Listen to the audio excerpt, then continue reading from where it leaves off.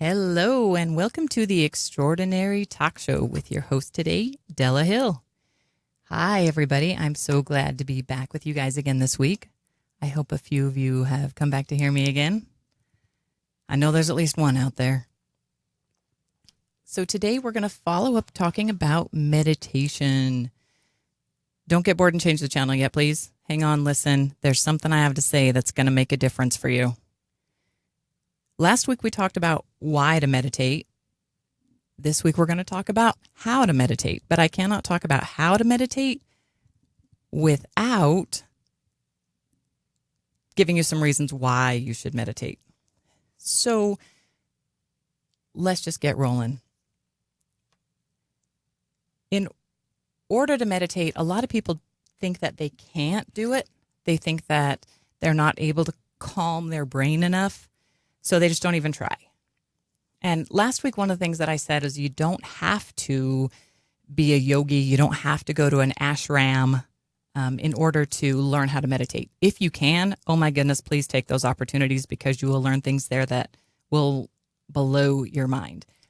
But if you don't have the opportunity to work with a yogi, that's okay because you have everything that you need to do meditation completely on your own by yourself.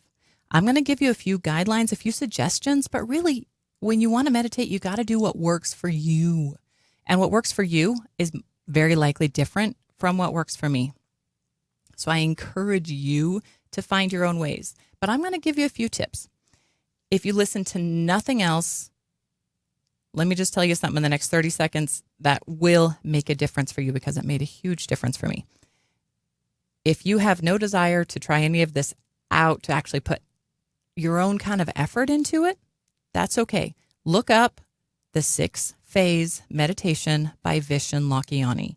You can find this on almost every platform. There are apps, Omvana, OHMVANA, I think is how that is. Omvana is one meditation app that has the 6-Phase meditation. You can go to YouTube and find the 6-Phase meditation. You can even just Google search it and find all of the resources on it. I love the 6-Phase meditation because it covers all the bases.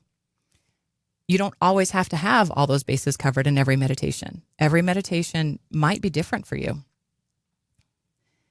Many times when we're meditating, or you might be afraid of meditating or think that you can't meditate because you have an idea in your mind that meditation is this way of completely quieting your mind, and you know that there's just no way of ever getting those voices and things in your head to be quiet. And maybe you've tried and it hasn't been very effective, so you gave up really early. I want to encourage you, don't give up, try again. This is one of those things that seems really difficult until you get past it, and then you're like, why was that so hard? It's actually really easy. As a meditation coach, I have worked with children as young as 4 and had amazing meditations with these little children. And one reason that little children are great at meditating is because they have so much power in their mind to imagine, to pretend, to visualize. You see, we have many different parts of our brain, but we have the left brain and the right brain. The left brain is your part that's very logical, reasonable, that even when you think you're kind of following inspiration, your left brain is like, wait a minute, no, that's not right. That's not logical. It can't be that easy. Your left brain kind of holds you back, especially when you're trying to meditate or manifest or do things like that. What you want to do is use the right side of your brain. The right side of your brain is very artistic. It's very creative. It's very, very visual. And if you can tap into the right side of your brain and use those visualizations, it's so easy. If you try to turn off the left side of your brain, you're going to be working for a long, long time. It's going to get very frustrating. If you ignore the left side of your brain and work completely with the right side of your brain, it's way easier than you think. It's way easier than you expect. For example, there's a typical way that many people start their meditation, and that is to close their eyes. By the way, closing your eyes is usually your first step. Not always, because you can meditate with your eyes open, but I recommend as a beginner that you start with your eyes closed. Many people start after they close their eyes by allowing their body to relax. That's a great way to start. That's how I started. And I focus and imagine and picture, visualize a white light floating down onto my head, and it soaks down over my whole body from my head to my chin to my neck to my shoulders, all the way down to my very, very tippy toes. And I feel this light relaxing my body as I go. That's one way to start. And if all you do is close your eyes, feel a light soaking down through your entire body, from the tip top of your head, gently, slowly, all the way through to your toes, and then open your eyes and continue about your day, that was a good meditation. That was a success, and good on you. Another way to do it, and what you do, again, is going to be different for you, because how you meditate is going to be different from how someone else meditates and gets this, successful benefits out of it. Another way, rather than taking the step of, okay, I'm feeling the light in my forehead and I'm feeling it on my eyes and my eyes are relaxing. That's one way to do it. Another way is to close your eyes and picture a beautiful place, the most beautiful place that you can come up with in your mind. This may be a place that you have visited. It might be somewhere you've gone on vacation. It might be someplace you've gone camping, or it can be something that you make up entirely. So close your eyes. If you are listening along, feel free to close your eyes and do this with me, unless you're driving. If you're driving, please do not close your eyes. And also, if you're driving, make sure to distract yourself with other thoughts, with conversation, with something, so that you don't get too caught into my voice, because we already know that when we're driving, we get into the alpha state of mind and get road hypnosis. So the last thing you need is to be meditating on top of that and actually let your brain go under. We don't want that to happen. So if you were to close your eyes and imagine the most beautiful place in the world, what you consider to be the most beautiful place in the world. And as you're there, in your mind, look around and see what you see. Is the sun out? Are you outside? Can you feel the sun on your face and your skin? Can you hear the wind? Is there a breeze in the trees? Are there trees around? Can you hear them rustling? Can you feel that wind blowing on your skin? Is there water nearby? Is there a creek or a lake or a river? Can you hear that water? Can you hear it flowing through the creek? Maybe you're by an ocean and you can hear the waves crashing on the beach. Just feel that. Take the time to explore it in your mind. Go for a walk down the beach. See what animals might be nearby. Can you hear birds chirping? Take all the time you need to imagine your beautiful place. Explore it.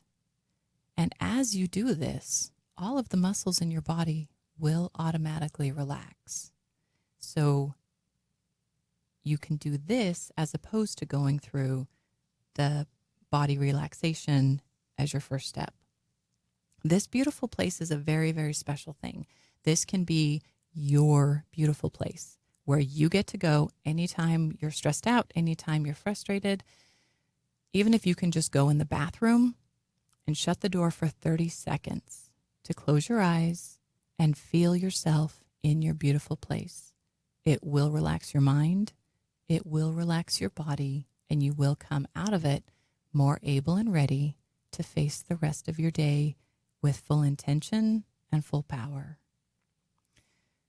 So those are two options for how to begin your meditation, either by relaxing your body or by finding your beautiful place and visualizing it.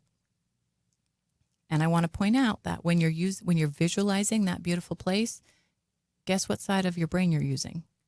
You're definitely using the right side of your brain, and the left side of your brain that tends to ask questions and get in the way is not going to bug you. It's going to be over to the side going, this is kind of a pretty place. And it'll be quiet so you can let the right side of your brain visualize, do the work. While meditating, it's, in my opinion, as a meditation coach, a good idea to have an intention when you sit down to meditate or lay down or whatever it is that you're doing. Because If you don't, that's great. You'll still have a wonderful meditation. You'll still come back with it with your heart rate decreased, with your breathing rate decreased, with more energy, and with an enlivenment of your mind.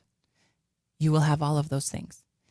If you sit down to meditate with an intention, you will gain progress on that attention in immeasurable ways. So that could be a problem that you're having. And I do this very often when I'm having a problem or a complication in my life that I want to improve, something I want to fix, something in my life I want to change. I'll focus on that during my meditation.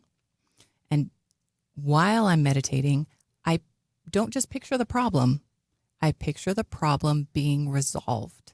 I feel inside me the feeling of achievement of finding the solution of that problem. And I've put some thought into this myself, but I was working with my very, very good friend Cody. And one of the things that he said to me is, doubt cannot exist in the same place as achievement. Achievement and doubt cannot exist in the same place. Focus on the feeling of achievement. Now, your goal might be something small. It might be remembering to wake up on time. It might be something huge, like buying a new house or winning the lottery or getting a new job or doing something like that. Whatever it is, as part of your meditation, feel the feeling of achievement with whatever that goal is. And that means with your eyes closed, visualize what that's going to look like. Let's say that you're looking for a new house. You need a new place to live. You have all the things that you want in this house. And I've done this. Make a list and be specific, because your higher self loves specificity, and it wants to give you everything that you ask for down to the detail. So the more detailed you are, the better. And that's all part of manifesting, which I've mentioned a couple times, part of the law of attraction and the many other laws that go along with that we don't hear about as much. I'll be talking about those in future weeks, so I hope you come back to hear about that. So as you're meditating, maybe go to your beautiful place first. Just enjoy your beautiful place for as long as you want. And when you're ready, then focus on your goal, whatever your intention is. And feel that feeling of achievement. See it in your mind completed. Let's say it's a new house. See yourself walking around that house, finding all of those little details that you asked for. How many bedrooms, how many bathrooms, a big walk-in, a soaker tub, whatever it is that you're thinking about and setting your goals on. See that happening and feel inside of you the feeling of achievement of making that happen. That feeling is one of the most important things you can do to make when you make the feeling inside of you so real, the outside of you must follow. And that's part of the Essene mirror. That's part of the law of attraction. But I'm telling you, any goal that you have, you can get so much more progress towards it with meditation. And while meditating, feel the feeling of achievement. If that's the one thing I could give you, that's probably what I would say. I do have more to tell you, though. Other reasons to meditate are to calm your mind. For some people, that's all they need. And if you're one of those people that your mind is going a million miles an hour all day long, that can be a really, really good feeling to just be calm, to just be at peace. And that's wonderful. You can also do this to connect to yourself. Your higher self knows you better than you know yourself, knows things about you that you don't know, things that you may have known in the past but have forgotten, other things that maybe your conscious mind hasn't had the opportunity to learn, your higher self has. And in meditation, you can connect to that higher self. And going back to your intention when you sit down, maybe your intention when you sit down is to connect to your higher self. You can ask your higher self questions. So you might sit down with the intention of that question in your mind. And it could be anything. People are afraid to ask some questions of their higher selves, and you don't have to be. Your higher self loves you and wants to give you all the answers. So Don't be afraid to ask, what can I do to lose weight? Don't be afraid to ask, what can I do to earn money? Don't be afraid to ask, what do I need to change in my life to invite love in? Anything, if any question crosses your mind and you think, I don't really want to ask that. I don't know if it's fair to ask that. I don't know if I deserve the answer to that. Okay, first of all, if the thought comes in your head and says, I don't know if I deserve it, throw that thought out right now. That thought is a big fat lie. You absolutely deserve it. No question. You deserve it. By state of existing on this planet, by breathing and having a heartbeat, you deserve answers to your questions and you deserve good things to happen to you. I'm talking to you. You deserve it. You really, really do deserve good things. And when you sit down to meditate with the intention to ask a question of your higher self, you can achieve that. And all that means is you sit down, you either do your relaxation or your beautiful place until you feel like you're ready to move on. And then quietly, you can stay in your beautiful place, but ask your question. And sit and wait in your beautiful place, or you might leave it there, because very often our higher self gives us answers in other ways. Maybe by something that comes up on Facebook or something that someone says to you or something that you see. You'll find the answer. It may not come in a way that you expect. But when it comes, here's a trick. When you get the answer and you're pretty sure that's it, ask for confirmation. Say, I got this message. I think it's right. Please offer me confirmation that this is the correct answer. And when you do that, you will get another confirmation, usually within 24 hours. I know that sounds silly. If this isn't something that you have any kind of belief system for, you might think that I'm full of baloney. I can't tell you what to think. I can only encourage you to think for yourself. And I encourage you to test this out. No one's going to know if it works for you but you. And you won't know unless you actually try it. Another really wonderful thing that you can do with hypnosis, or with hypnosis too, and that's another thing I'll talk about more in the future, with meditation, is healing. Your body knows what's causing every problem that it has. Your higher self knows why you have every pain, every ache, every illness, everything that's going on. Your higher self knows. Not only does it know why, it knows how to fix it. And if through meditation you can connect to your higher self, you can ask for healing.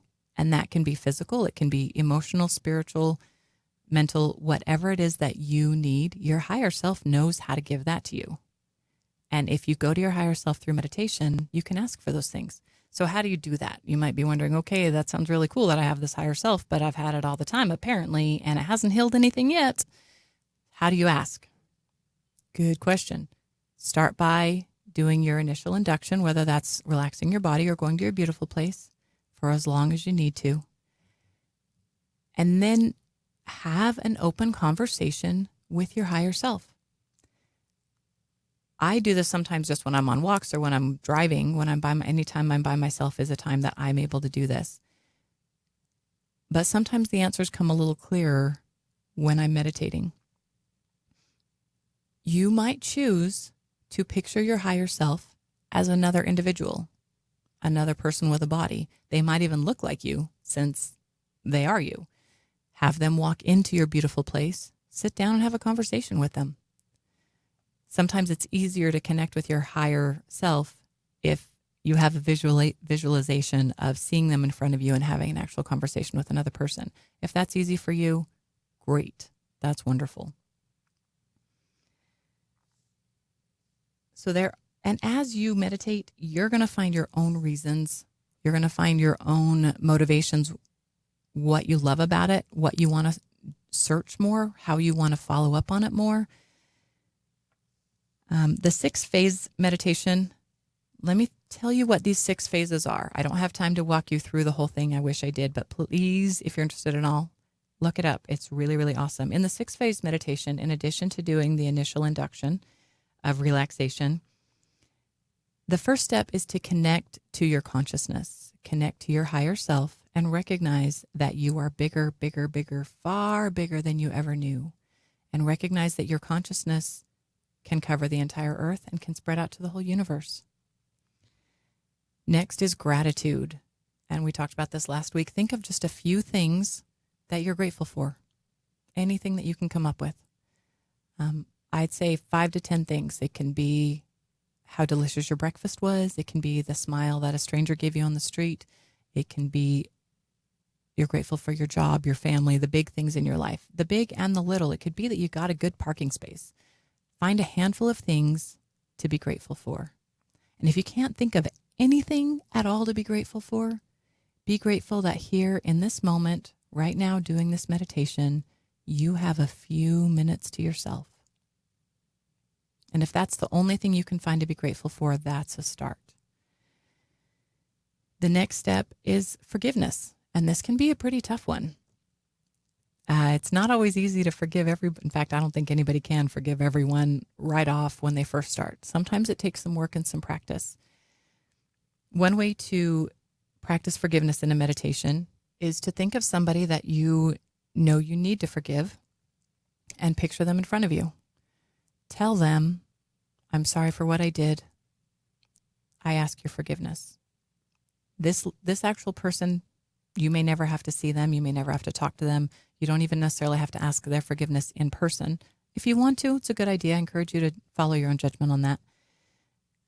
And as you do this, you will be able to forgive them, because holding on to grudges holds you back, not the other person. It hurts you to not forgive. Whether or not the other person deserves forgiveness is not the point. The point is you deserve to be free from carrying that load.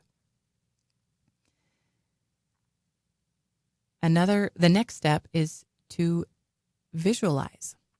And I love this too. This is probably my favorite part. Visualize your success. See yourself in about 3 years in the future. And remember that we overestimate what we can do in a year, but we underestimate what we can do in 3 years. So 3 years from now, all of your dreams could come true. In only 3 years, everything that you've ever imagined could actually happen. Picture it. See it in front of you. Look at all the parts. See the people in your mind while you're meditating. Visualize these things. See the people around you that are also benefiting by your dreams coming true. See how big your house is. See what kind of car you drive. Remember to be compassionate and have love for others. So see how you're going to help the other people around you when you have all these blessings, when they all come to you. And you can do that as long as you want. That's one of my favorite parts. Again, when you feel those things, when you see those things, recognize the feeling of accomplishment and achievement. It's really easy to picture those things and then doubt as soon as your eyes are open again. But remember that doubt cannot exist where achievement lives. So when you feel that achievement inside you, the doubt can't touch you. The doubt can't get in the way. Even when you're awake and your eyes are open and you start to feel that doubt again, just bring back that feeling of achievement. You'll be surprised how effective it is at driving out that doubt. The next step of the 6-phase meditation is to set your daily intention. So this is a great one to do in the morning or at night before you fall asleep to focus on what's going to happen the next day. See your day. Imagine all of it. Visualize all of it going perfectly, going exactly as you want it to go. And you'll be surprised how much of that actually happens. The last step in the 6th phase is a very important step when it comes to manifesting. Ask for the blessing. After you finish this, after you visualized your perfect life in 3 years, you visualized your perfect day, you've practiced gratitude, you've practiced forgiveness. Ask and reach out to your higher power, however you see that, and say to yourself, I ask that all of these things or something better come to me. Asking is the very, very first step to manifesting anything. You've heard the phrase, if you don't ask, the answer is always no. That's the case too in meditation. So when you're asking for these things, when you're visualizing how you want these things to happen for you, ask that they will. That all of these things that you're seeing, visualizing, hoping for, or something better will come to you. That's very important. And then allow your body to slowly rejuvenate, get your heart rate back up, get your breathing back up. And when you're ready, open your eyes and go on about your day. The 6-phase meditation is about 20 minutes, and it's a wonderful guided meditation. If you don't have time for that, that's okay. If you have 3 minutes to close your eyes and be grateful, that's wonderful. If you have 2 minutes to close your eyes and sit in your beautiful place, that's wonderful. Start with what's comfortable for you. Start with what's easy, because honestly, it shouldn't be hard. If it is difficult, that's a sign that you're fighting too much. And you want to just back off, relax, and just let it flow, which can be very difficult if you're one of those left brain people. And that's when I would recommend doing the visualization of your beautiful place for your induction to your meditation. That's going to be the way that you're most likely going to be able to relax and let your body rest and let your mind rest in order to accomplish the things that you want to accomplish during your meditation. I have a term for you, and I didn't make this up. It's called bending reality. And this term comes from several different books. It's even in movies, and it seems like magic. I'm telling you, it actually happens. Studies on meditation have found that people doing meditation for 6 months had great benefits. Then they found that doing it for 3 months had great benefits. Then they found that doing it for 1 month had wonderful benefits. Then they found that people who meditate for 4 days in a row recognize tremendous benefits in their life. Think about it.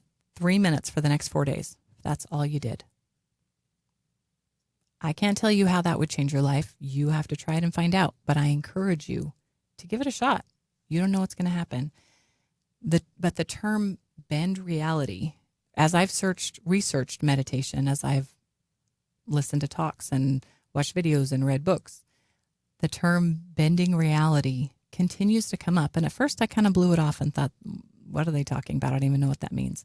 Until I began to see my own reality bending. So many things happening to me, happening for me, that might seem like coincidence. But I'm here to tell you these are not coincidence, at least what's happened in my life. I can't tell you what's going to happen in your life, but I can tell you that the things that have happened in my life have been mind-blowing. I've seen miracles because I meditated. How that's going to work for you is only up to you. I appreciate all of you joining me here today on the Extraordinary Talk Show. We'll be back again next week. One of these days, we're even going to take some callers and find out how you guys feel about meditation and see if you've had some great experiences. We're also going to have some people come in and join us on the Extraordinary Talk Show to tell us about their meditation or their search for themselves and some of the progress that they've made. But if you're searching for yourself, for your own extraordinary, please come back next week. Listen to us some more. I hope that something I've said was helpful for you, and I hope that you are actively on your journey to find your own extraordinary. Thanks for joining me here today. I'll see you next week. This is Della with the Extraordinary Talk Show.